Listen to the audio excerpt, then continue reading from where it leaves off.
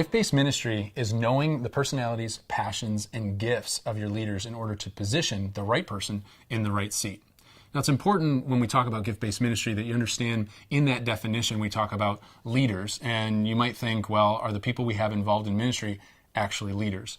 For the purpose of the definition and even the conversation that we're going to have today, we define leaders as people that have influence over others. So anyone serving in any type of role obviously has influence over others. And so for the purpose of gift-based ministry, are leaders. And so when you think about what it could look like just for a moment to consider a church that has a group of volunteers that are engaged according to their passions, according to their personalities, and according to their giftedness, you start to have a picture of a church that's fully functioning in a pretty exciting way. People say things like they get to be a part of this rather than, I can't believe I have to do that. And so if you can, for a moment, as we go through this journey, just consider for a second what it would look like to have a church where gift-based ministry was fully functioning and firing on all cylinders. If you think about it for a moment, we want to kind of reverse engineer that concept so we can look at the pieces and start to understand them as we go through the journey. And so as we do that, you're going to pick out pieces that are going to be super helpful, hopefully. You might pick out some things that I say that you're like, no joke, we already knew that. And so I really want to encourage you to take what's helpful and then set aside what's not. There's going to be action points, and hopefully we'll get as practical as possible as we move along. In 1 Corinthians chapter 12, we see that the Apostle Paul talks about the church being the body of Christ and how we all function according to our role in the same way that a body functions, that the head shouldn't be envious of the feet or vice versa, is typically the way the illustration goes. Either way, the body has specific members and they should be functioning accordingly. More often than not, we say, if you love doing something, that it's probably something you should be doing. But I think that's kind of a misnomer. It's only one part of the equation. Marcus Buckingham, a renowned leadership author and consultant, talks about this idea of strength versus weakness.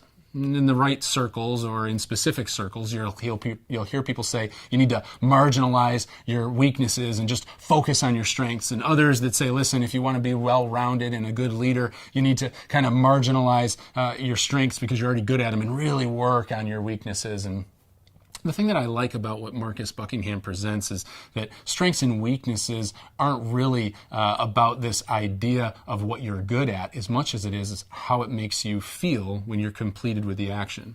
So his premise is that if something is leaving you feeling stronger, it's a strength. If you do something that you're good at and you feel weaker when you're done, it's actually a weakness.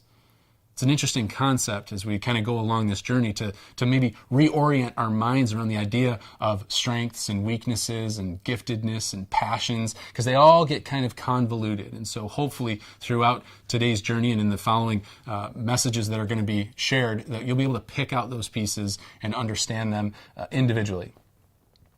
People feeling stronger every time they're engaged in an area that they're currently serving in is a pretty powerful concept. What does it look like to lean into the areas that you actually walk away from saying, I feel stronger, I feel more alive, I can't believe I get to do this? How do we identify the strengths of people and then put them in the place that they're supposed to be in? One of the traps is to kind of take passion and obligation. It seems like they're two sides of a really evil coin, right? So on the one side, listen, if you're passionate about it, then you should do it. Like, listen, just go for it. You're so passionate about it, you must be good at it, right? Yeah, not always.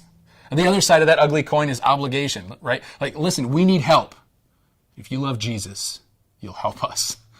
It's this evil side of this evil two sides of one coin. You might say that people are called to do something. We use that language a lot as pastors, that we feel called to do it. But what does it really mean for a layperson to feel called to do something? More often than not, they confuse a calling with a passion. Say, I'm passionate about it, so therefore it must be something God's calling me to do. I have this innate desire to do it. It must be a God thing. But the reality is that's not often the case. And so as they're sitting in the pews or chairs or wherever you find yourself on a Sunday morning and you declare some opportunity or some need, all of a sudden the passion within them arises and they say, you know what, I should do that. And they respond. Is that ultimately helpful? Well, I think we can look to American Idol for our answer. You think there's an entire multi-million, probably billion-dollar industry focused around a group of people that are super passionate about something and are terrible at it for our entertainment. We watch as poor people get up in front of us singing their little hearts out, and it is terrible. But they're passionate, right? So does passion equal calling? Of course not. I sit and I watch American Idol and I think, does anyone love them enough to just tell them the truth? They're bad at that. And yet, Sunday after Sunday, all across Christendom, well-meaning pastors challenge people to identify their passion and to just jump in out of obligation. It's a disservice to them. It's a disservice to the church. Do we love them enough to tell them the truth? Or somewhere along the line, have we been gripped by the need of filling spots? Well, let's unpack some of that, because I want to submit to you the idea that it's actually more work when you get people involved in what it is they're passionate about but aren't necessarily called to do. You can't keep them, because as their passion starts to unfold, they realize that maybe they're not getting the accolades or the encouragement that they thought they would in this passion area, and so it starts to wane. The interest starts to wane. All of a sudden, energy and resources that were used to help equip them to do this role are wasted, because suddenly they're no longer interested. The need that ramped them up or the obligation that was communicated soon loses its grip on their life. It's kind of a hit or miss environment in most churches. Calling is not passion alone.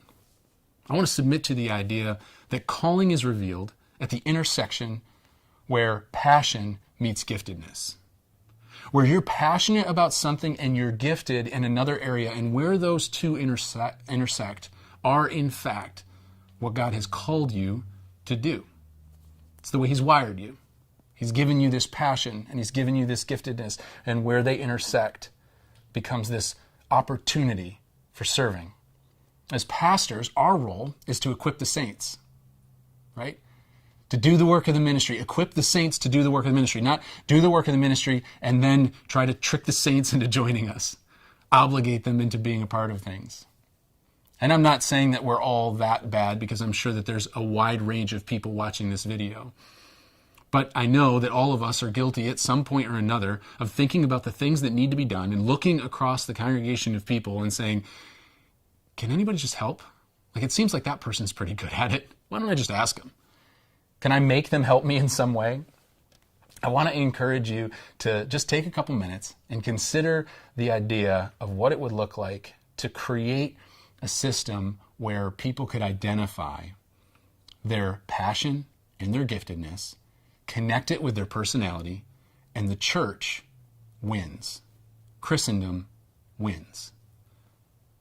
It's an amazing picture of really what the church is intended to be. Passion is only part of the process. And I want to let you know that obligation has no part in the process. You should never be obligating people to serve. We'll talk a little bit about this further in some of the other videos, but when you obligate and pressure people to serve, everyone loses every time. They, in fact, feel weaker. You get people that are very committed to the church, and you let them know of the need. You say, hey, can you just help out? And they come back to you. I was actually had a front row seat to an environment where a well-meaning pastor encouraged this long-standing member to kind of step up. They were a trustee, and they said, hey, we need someone to do a discipleship class, to teach, and we think you are the guy to do it. After years and years of reaping the benefit of this environment, would you just contribute back to it? It was this compelling, obligatory, manipulative conversation where this amazing man of God said, okay, pastor, I'll do it for you. And he was terrible. He was terrible at teaching. He didn't have a teaching gift. He was phenomenal at the role that he was given as a trustee, but didn't have a teaching gift. When he came into the pastor's office, he said, listen, I'm really bad at this. It makes me tired. It stresses me out. And I can't do it, Pastor. I'm sorry. I'm letting you down. And so he feels devastated. And the pastor looks at him and says, you can do this, brother. Sometimes ministry is difficult. And he just starts to encourage and obligate and manipulate. And so the guy takes his stuff and leaves to do a couple more weeks, only to feel like a complete failure. Feeling so much like a failure, in fact, that he goes back to the pastor and says he's not sure that he can even serve as a trustee in the church anymore, that he just doesn't have the bandwidth. And there's this rift in relationship. And the story is rather depressing, but I think it's a story that happens often, all too often, in churches, where well-meaning pastors encourage really committed people to put more effort into the game, and they obligate themselves into a role that makes them feel weaker. And I think it's honestly a detriment to the kingdom. It's not anything that we want to do or that we set out to do, but it's something that we have to be aware of. That we can get to a place where people don't want to be serving in roles that they're actually bad at. And everyone loses when they do. The people they're doing ministry to are not enjoying it because they're being taught by people without a teaching gift. And so they start to diminish. The person teaching feels like they're failing. And all the while, the church is missing out on what that person is actually gifted and wired to do, what God created them to do. So, let's talk a little bit about mindset. Some of this is a mindset. You need to acknowledge that there's a problem with the way that you're currently doing ministry. And I was hesitant as I considered how to communicate this because I didn't want to say, hey, there's a problem that you have, because I feel like there's an immediate defensive response like, hey, you've got a problem. What are you talking about? But the truth is, in order for change to take place, we have to come to a moment where we acknowledge there's a problem. And so maybe your problem is a small one. Maybe it's a large one. But as a leader, you have to man up or woman up and realize, you know what? There's a problem. Something needs to change. When we acknowledge that there's a problem, we're willing to bring about change. And so let's talk a little bit about solutions. I'm going to talk about language. I'm going to talk about resources and systems. I know that there's an entire video set on systems, but we can't really talk about gift-based ministry without engaging into the system that's necessary. And as is typical with any healthy church, all these health qualities are interwoven with one another. You'll see connecting points throughout.